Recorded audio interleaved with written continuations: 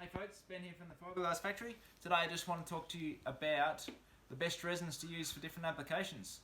So, in our factory, we're only really using polyesters, but for higher end stuff, you may want to choose epoxy because of its strength, and the only downside is it's a good 5 times more expensive, and it's totally different to work with.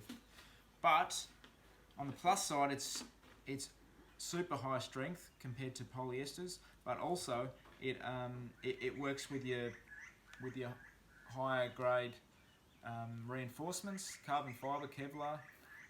It's the resin of choice for those. So anything high end, supercar parts, aircraft parts, anything what you're really requiring super lightweight but high strength, then that's going to be what you choose. If you're also trying to bond to timber, like particularly on boats, then you're probably going to choose epoxies. But if you can get away with encapsulating whatever, like stringers or transom or whatever, then polyester's fine as long as the boat's made in polyester. So if you're doing any little repairs, like for your DIY kind of guy, then you're most likely just going to be using polyester, and it's what you're going to get if you buy a little kit from Bunnings or whatever.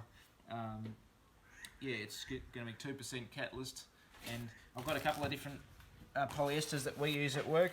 We've got an isotropic here, which is just what we use for general kind of work, and then I've got a vinyl ester here, which is a little bit different colour, as you can see. It's a low shrink resin.